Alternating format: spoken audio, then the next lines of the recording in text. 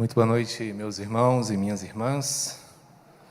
Sejam muito bem-vindos e que a graça, a paz e o amor do nosso Senhor seja sempre com o seu coração. Espero que até aqui os irmãos tenham experimentado uma boa semana, depois de um fim de semana agitado, festivo, gracioso. Espero que todos estejamos bem. É o anseio do meu coração e também a minha oração.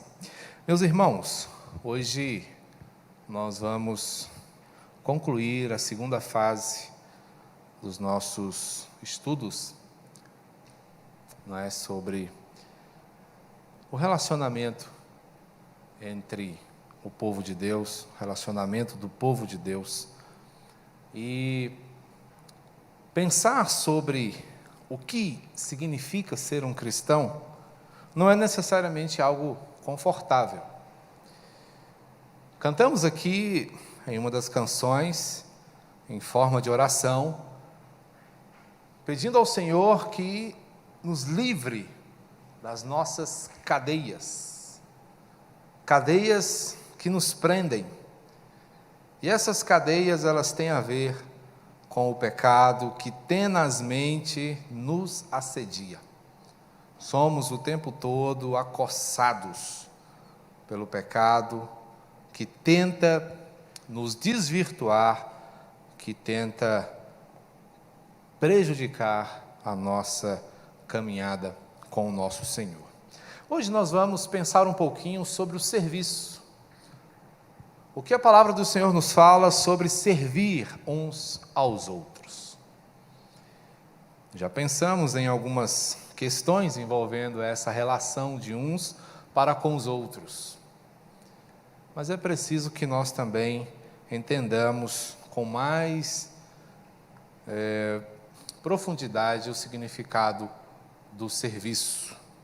Pois fomos chamados e exemplificados por Cristo Jesus acerca da importância do serviço. Quero chamar a sua atenção para a carta que Paulo escreve aos Gálatas, capítulo 5, verso 13 e 14. Paulo escrevendo aos Gálatas, capítulo 5, versos 13 e 14. O texto vai nos dizer assim: porque vós, irmãos, fostes chamados à liberdade, porém, não useis da liberdade para dar ocasião à carne. Sede antes servos uns dos outros pelo amor, porque toda a lei se cumpre em um só preceito, a saber, amarás o teu próximo como a ti mesmo. Paulo escrevendo aos Gálatas, uma igreja marcada outrora pelo amor, uma igreja que outrora foi generosa na vida de Paulo, marcou o coração do velho apóstolo. Ele agora se dirige a esses irmãos, encorajando-os, admoestando-os ao serviço, e que esse serviço seja motivado pelo amor. É interessante essa ênfase que Paulo dá, porque servir é algo comum na nossa vida. Muitas vezes nós usamos esse termo para falar de algo que fizemos por alguém, em alguma situação.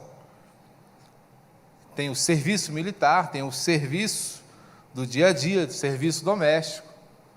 Mas quando Paulo vai falar aqui de serviço, ele tem em mente algo mais profundo. Porque Paulo está aqui agora nos chamando a cada um de nós assumir uma postura de servo. E essa ideia, ela está presente em toda a extensão da Bíblia. Mas vamos verificar que a ênfase do Evangelho está justamente ligada ao serviço. Só os Evangelhos, os 4 Evangelhos, falam de serviço cerca de 130 vezes. No restante do Novo Testamento, nós vamos nos deparar com outras 170 vezes 170 referências ao serviço nas epístolas gerais. De forma que, por aqui, nós já podemos perceber que há um interesse da parte do Senhor muito grande em que a sua igreja esteja envolvida no serviço. O serviço não é uma peculiaridade do Novo Testamento. Nós vamos ver também a ideia do serviço presente nos personagens que figuram no Antigo Testamento. Para citar um exemplo, nós temos o próprio Josué, que era o servidor de Moisés, um homem marcado pelo serviço, e que serviu, diga-se de passagem, muito bem. Serviu a Moisés, serviu ao povo e serviu ao Senhor no lugar de Moisés com excelência. Então o serviço é um tema, podemos dizer, sem medo de errar, profundamente bíblico. O Senhor está amplamente interessado em que o seu povo, em todos os tempos, seja um povo dedicado ao serviço. Quando você pensa na ideia de se colocar como servo, o que vem à sua mente? Para entendermos um pouquinho como essas coisas começam a acontecer, no Novo Testamento nós vemos essas duas palavras relacionadas com esse tema: dúleo e diaconeo. O diaconeo fica muito claro aqui para nós que é a ideia do serviço, da ajuda, do apoio, que é o trabalho executado, não é, de forma muito graciosa e preciosa pelos nossos queridos diáconos e seus auxiliares.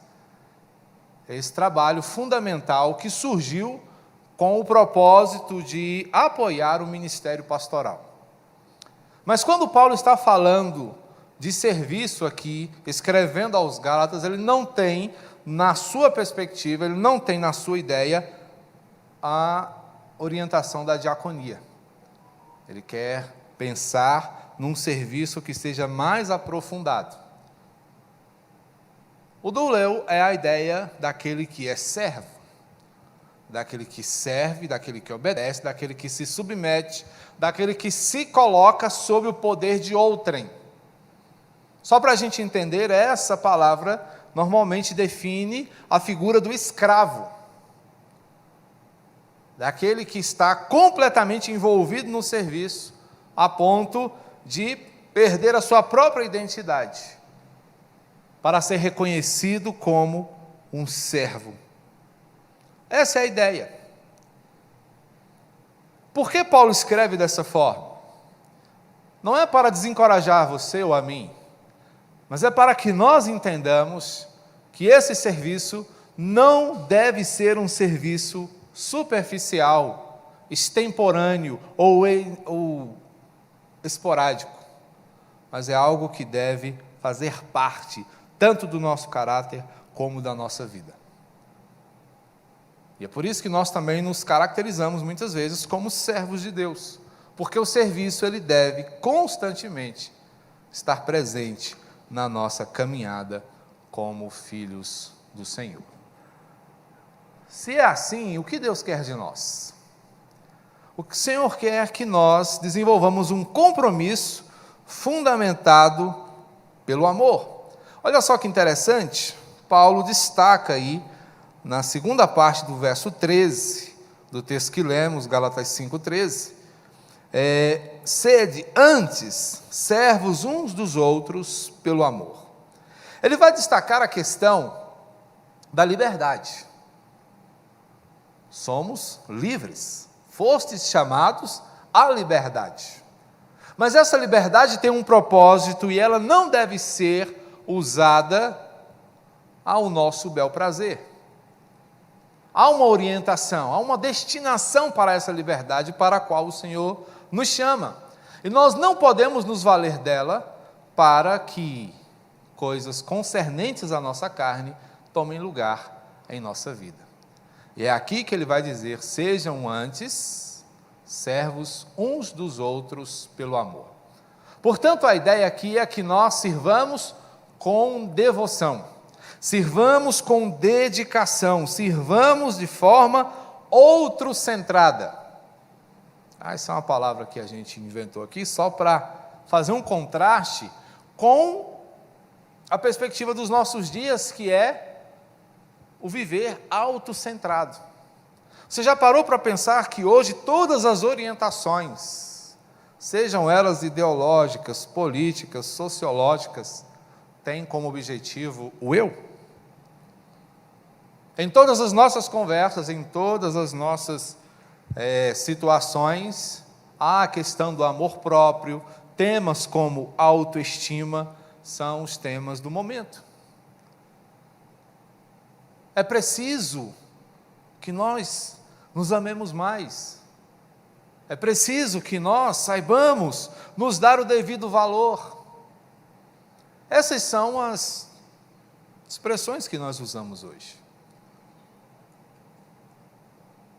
Claro que ninguém vai sair por aí se automutilando, se destruindo, mas o fato é, meus irmãos e irmãs, que nós já somos profundamente hábeis em nos amar. E é exatamente por isso que o grande mandamento de Jesus vem ligado a isso. A ideia de nós amarmos ao outro tem como base, tem como referência o amor que nós temos por nós mesmos. Porque nós já sabemos como nos amar. Nós já sabemos nos proteger. Nós já sabemos nos cuidar. Agora, o desafio que a Bíblia nos propõe é nós sairmos de nós mesmos para cuidar do outro. Percebam que nós estamos há várias semanas falando sobre os vários aspectos desse relacionamento. Admoestarmos uns aos outros, saudarmos uns aos outros, cuidarmos uns dos outros, sermos membros uns dos outros, honrarmos uns aos outros. Você já parou para pensar por que a Bíblia nos estimula tanto a olhar para além de nós? Por que ela chama tanto a nossa atenção? Por que ela não nos estimula a olhar para nós mesmos, para o nosso próprio umbigo, mas olhar para o nosso irmão?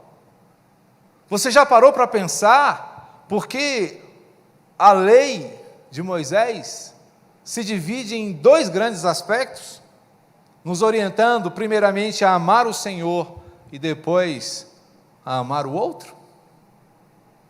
O segundo grande mandamento é amar o outro como a ti mesmo.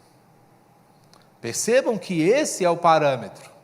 O amor que você deve dar ao outro deve ser um amor proporcional ou na altura do amor que você tem por si mesmo, mostrando que nós já somos hábeis no alto amor.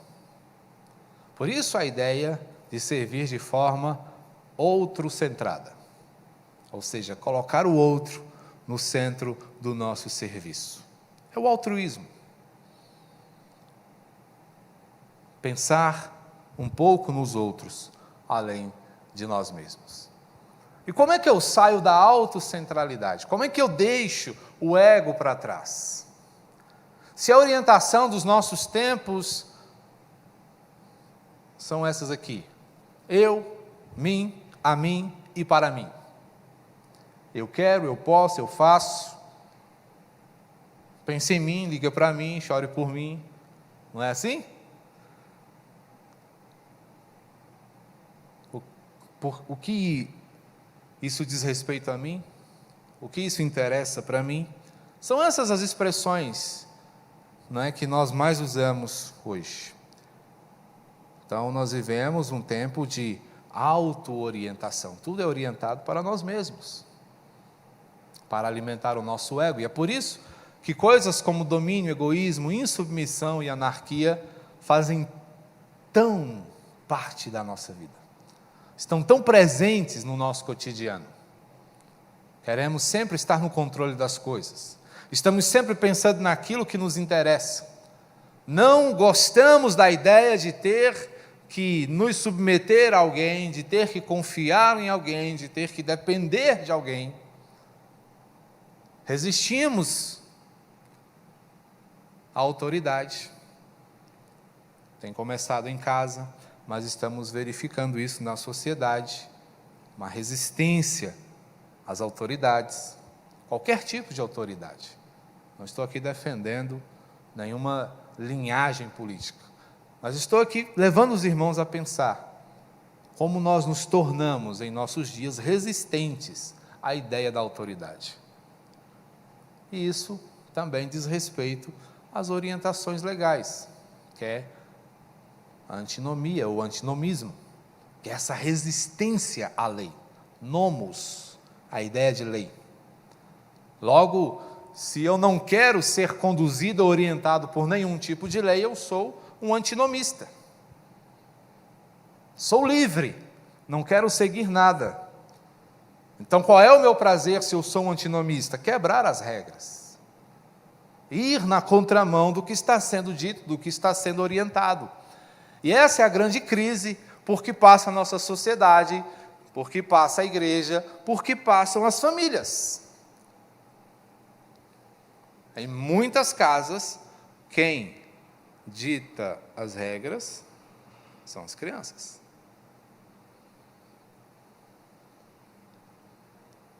Porque há uma resistência, há uma dificuldade com a ideia de liderança.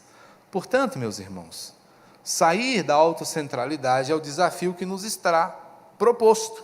E agora, se essa é a realidade, eu devo considerar qual é exatamente o segundo grande mandamento. Se quero sair da autocentralidade, eu preciso me lembrar das palavras de Jesus.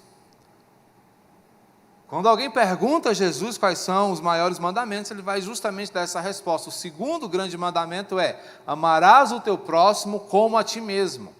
Não há outro mandamento maior do que estes. O primeiro é: amarás o Senhor teu Deus sobre todas as coisas. E na esteira desse vem: ame o teu próximo como a ti mesmo. Então, se o meu amor deve ser orientado pelo quanto eu gosto de mim, por aqui a gente já pode entender que o Senhor não quer que nós sirvamos ao outro de qualquer maneira. Então, essa vida nova tem um significado profundo. E ele passa pela ideia de perder para ganhar. O Senhor Jesus vai nos ensinar essa verdade aqui no capítulo 12 de Mateus, no capítulo 16, onde nós podemos observar o que ele diz lá no verso 25. Porquanto quem quiser salvar a sua vida, perdê-la-á, e quem perder a vida por minha causa, achá-la-á. Por que Jesus está falando isso? Ele está falando de renúncia. Se alguém quiser vir após mim, a si mesmo se negue, tome a sua cruz e siga-me. E você poderia me perguntar: bom, mas qual é a ideia de serviço aqui que eu não estou conseguindo encontrar, pastor? O senhor está forçando o texto. Não. Há uma palavra aqui que vai resolver toda a sua dúvida, que é: siga-me. Se você pretende ser um seguidor de Jesus, significa dizer que você vai fazer tudo que ele fez, certo? E uma das coisas que Jesus mais fez foi servir. Um exemplo claro para nós é o momento em que ele se despe, se ajoelha e lava os pés dos seus discípulos. Jesus usa uma ilustração viva para dizer aos seus discípulos: é assim que vocês têm que fazer uns pelos outros. Servir uns aos outros. Como eu estou servindo vocês. O serviço de Jesus alcançou significação tão extrema que ele foi capaz de dar tudo o que ele tinha, sua própria vida, por causa dos pecadores. O impacto de Jesus, meus irmãos, ele é grande em nossas vidas. E é impossível que nós ignoremos isso. Por mais que tentemos, você e eu não podemos ignorar o que Jesus fez e o que ele nos ensinou por meio da sua própria vida. Mas a todos quantos o receberam, deu-lhes o poder de serem feitos filhos de Deus, a saber, aos que creem no seu nome. Crer no nome de Jesus implica filiação, irmandade e serviço. Nós não podemos compartimentar Jesus. Creio em Jesus, recebo a sua salvação, mas não quero viver igual a Ele. Não é?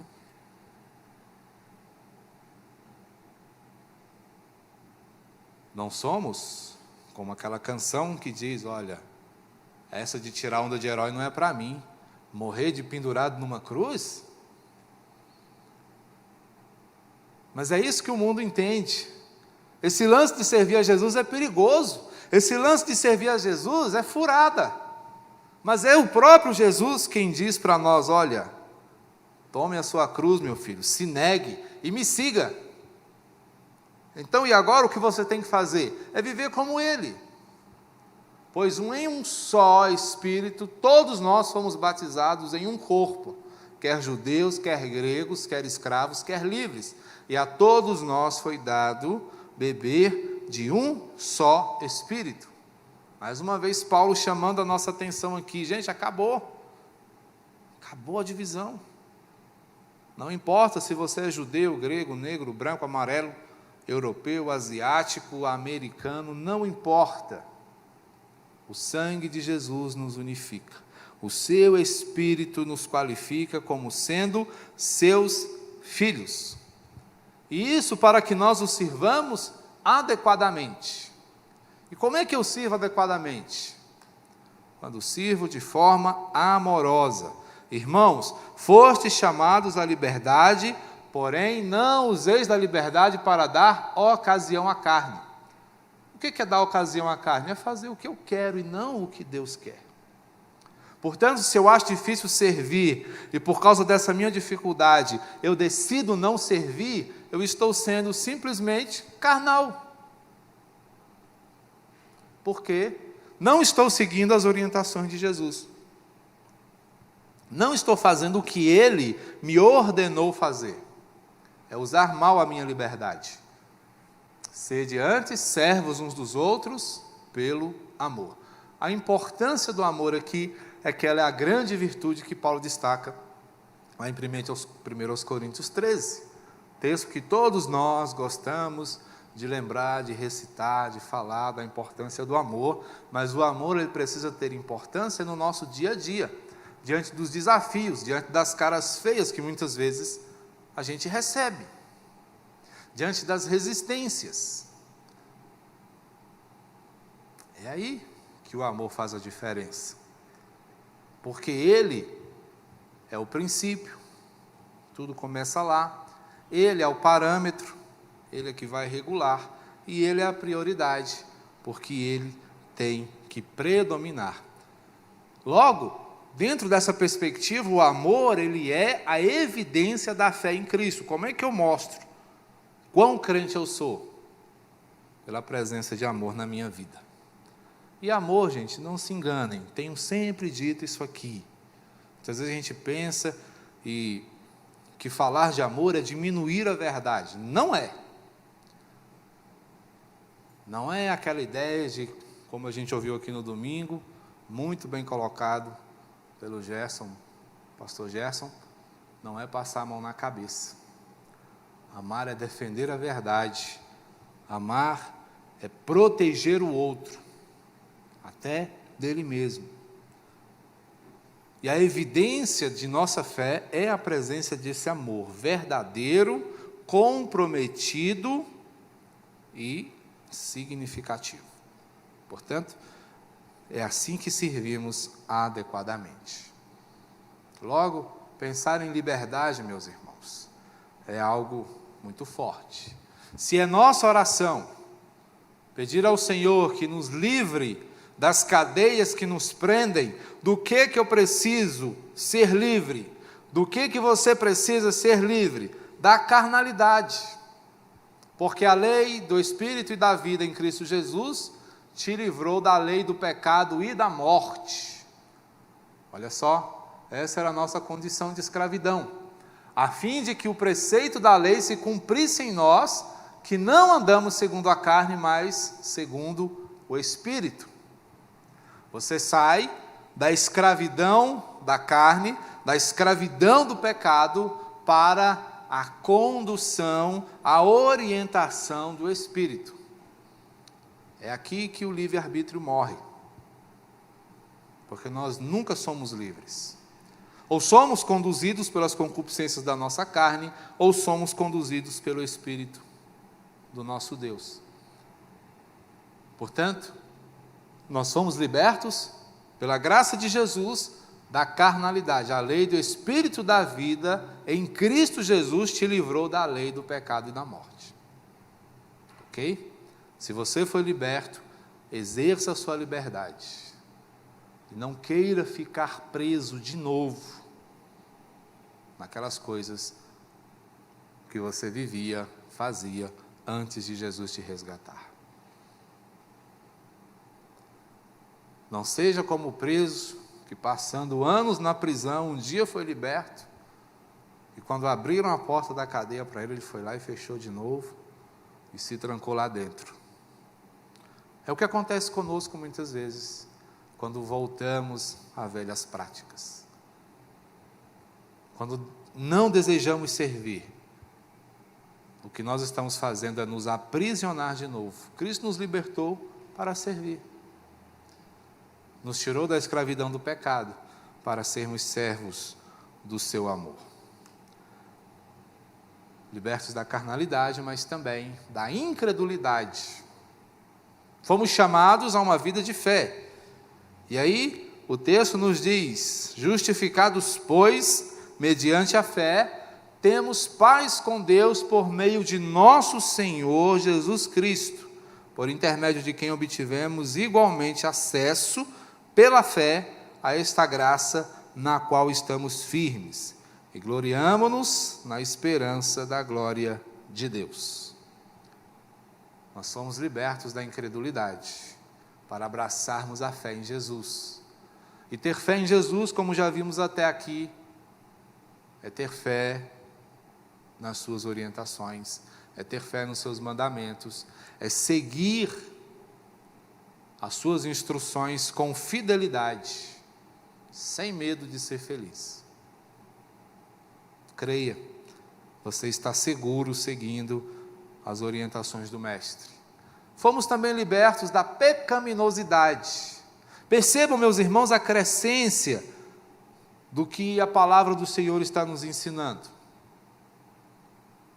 Fomos libertos da carnalidade, saímos, da nossa natureza humana, chamados pela fé a crer no Senhor, para reconhecermos que fomos livres daquilo que a carnalidade nos apresentava, que era o pecado. Mas graças a Deus, porque outrora, escravos do pecado, viestes a obedecer de coração à forma de doutrina a que fostes entregues, e uma vez libertados do pecado, fostes feitos servos da justiça. Percebam que nós não somos libertos para vivermos do modo que queremos, mas para seguirmos uma orientação, olha o termo aqui, doutrina, Romanos 6. Vocês foram entregues a essa doutrina, libertos do pecado, para serem feitos servos da justiça. Nós éramos escravizados, agora servimos. O termo é doulos, é escravo, mas é o escravo que tem prazer em servir. Aí ele não é escravo, ele é um servo dedicado. Percebem a diferença? O pecado não, o pecado te escraviza. Te escraviza. Ele te obriga. A ignorância que faz a gente achar que o pecado é bom. Mas Cristo não, Ele nos leva para a sua luz e mostra o quanto a luz é boa. E entendendo a importância da luz, nós desejamos servir e encontramos prazer nesse serviço. É o que John Piper chama de hedonismo cristão. É o prazer em viver na presença do Senhor. É o prazer, é a alegria de se dedicar ao Senhor. Olha a diferença, meus irmãos. A religiosidade, pelo contrário, nos transforma em cristãos apáticos. O dia de ir para a igreja, um domingão desse, podia estar no clube, podia visitar meu amigo, mas tem que ir para a igreja. Se eu não for, o pastor vai me encher o saco, vai me ligar, vai perguntar: você sumiu, irmão? Mas quando há prazer, nós entendemos que nem é só o estar presente num culto, mas é o desejo de conhecer, é o desejo de aprender, é a alegria de se reunir, é o prazer de compartilhar. Portanto, há muita diferença, e essa diferença só é percebida quando a pecaminosidade não exerce mais domínio sobre nós. Pecamos? Sim, mas não de forma escrava. O pecado, ele é um acidente na nossa vida, não é mais a regra. Por isso nós precisamos ter cuidado, mas libertos ainda da incompatibilidade. O que isso quer dizer? Que nós não vivemos mais uma vida incompatível com o Senhor. Vivemos uma vida que é vivida para a glória dEle. Porque me chamais Senhor, Senhor, e não fazeis o que vos mando. Todo aquele que vem a mim e ouve as minhas palavras e as pratica, eu vos mostrarei a quem é semelhante. A ideia de semelhança leva-nos à compreensão de compatibilidade. Logo, se chamo o Senhor, mas não faço o que eu mando, eu me torno incompatível. Dizer que tenho Jesus só porque adotei meus jargões, porque tenho a minha religiosidade, porque vou à igreja 3 vezes na semana, mas não gosto de servir, não me dedico, não quero envolvimento, infelizmente, você está numa condição incompatível com o que Cristo tem te ensinado. Porque o que Cristo tem nos ensinado é amar uns aos outros. Amem uns aos outros, como eu vos amei. Façam como eu fiz.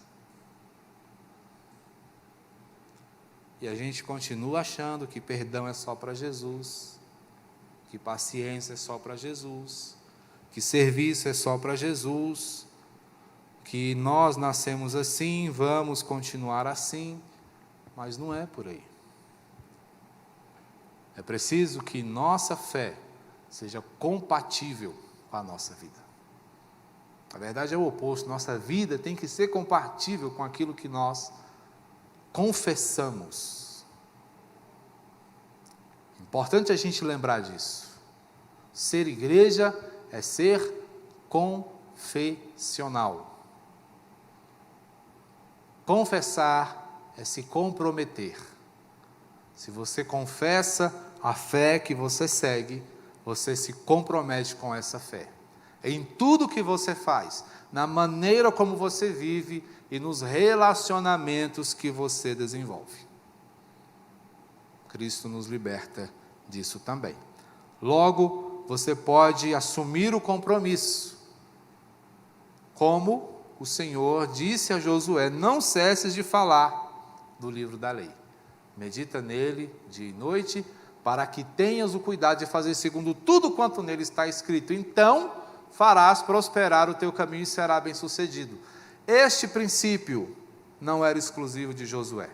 Vale para mim e vale para você. Vale para todos nós. É impressionante, meus irmãos, como cristãos do século 21 acham que podem caminhar sem conhecer a palavra de Deus.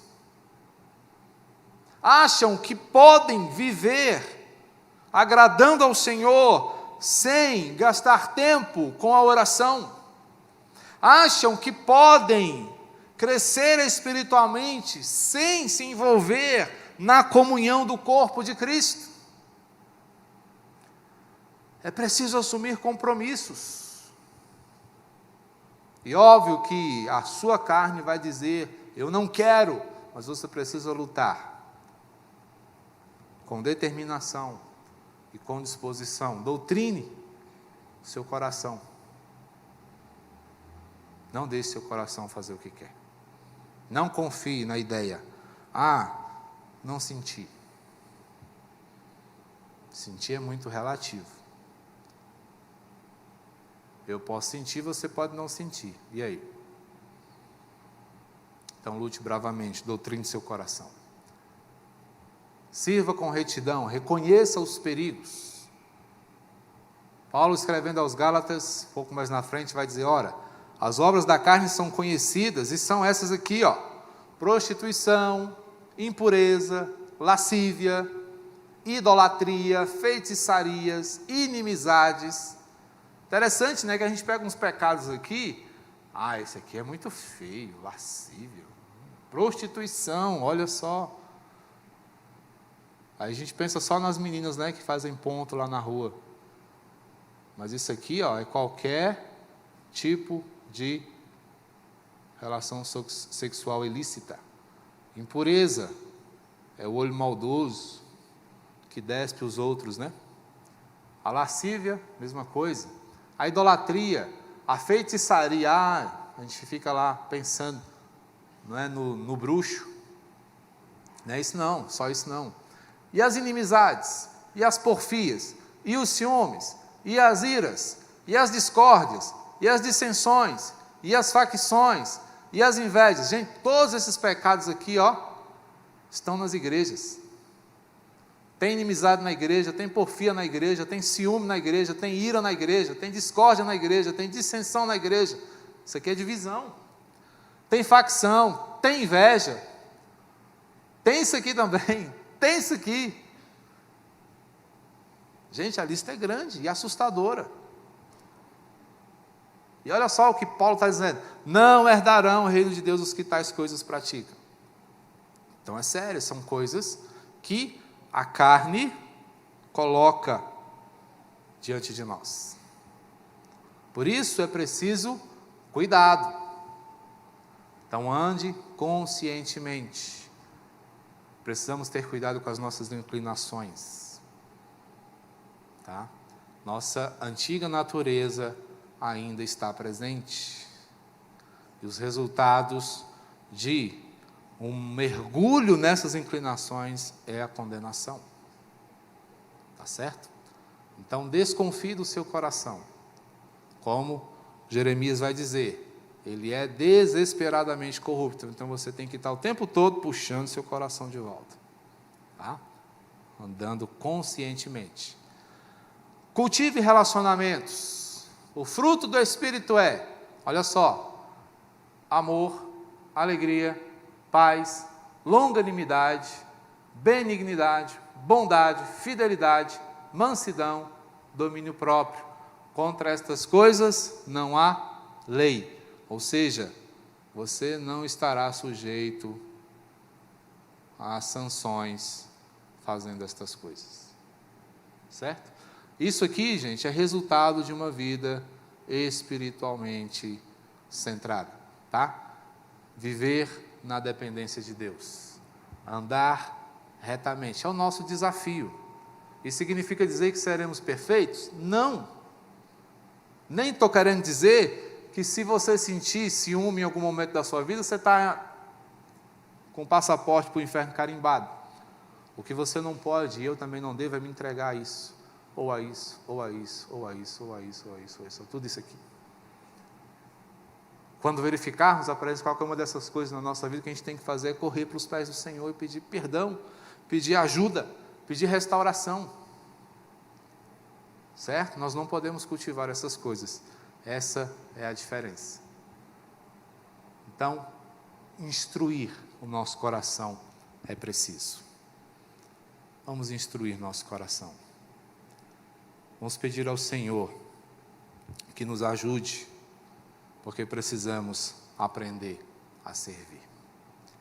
Aqui tem um testezinho rápido, para a gente poder avaliar nosso serviço Como está a saúde do nosso serviço? De 1 a 7, que nota você daria? Pensemos em nós como um corpo. Sabemos expressar amor cristão? De 1 a 7, que nota mereceríamos? 2, evidenciamos alegria e felicidade nos nossos relacionamentos? Existe paz, singularidade e unidade? Ou é cada um no seu cantinho? Somos pacientes uns com os outros ou explodimos com facilidade? Somos bondosos em atos e atitudes? Demonstramos bondade aqui de forma concreta? Somos fiéis uns aos outros, dignos da confiança uns dos outros? Demonstramos gentileza, sensibilidade, sabemos conversar, sabemos pedir, sabemos dialogar? Existe autocontrole nas conversas e no estilo de vida? A gente faz o que quer, diz o que pensa e não está nem aí. Queria que você pensasse nessas coisas. Eu tenho pensado nisso. É uma maneira muito interessante da gente avaliar o nosso próprio coração. Portanto, meu irmão, minha irmã, coloquemos essas coisas diante do Senhor em oração. Que Ele mesmo derrame sobre nós a sua misericórdia. A oração que fazemos nesta hora é essa aqui. Tem misericórdia de nós e concede-nos a graça de possuir um coração disposto a servir à altura do compromisso que temos contigo, Senhor. Ensina-nos. Amém. Vamos orar? Senhor nosso Deus, Pai misericordioso e santo, nós louvamos o Teu nome. Agradecidos, ó Pai, pelo Teu ensino, que é desafiador, que com certeza é pesado, mas é necessário e é útil. Capacita-nos, ó Deus, por Teu próprio amor, e ajuda-nos em Cristo Jesus a servirmos ao Senhor e aos nossos irmãos com mais intensidade e profundidade. Amém. Vamos receber a bênção? Que a graça de nosso Senhor e Salvador Jesus Cristo, o amor de Deus, o nosso Pai, e o consolo, a orientação e o poder do Espírito Santo seja com todo o povo de Deus, capacitando-nos ao serviço. E que vivamos assim até aquele dia em que o Senhor mesmo há de vir para buscar a Tua igreja, e esta com Ele reine por todo sempre e pelos séculos dos séculos. Amém.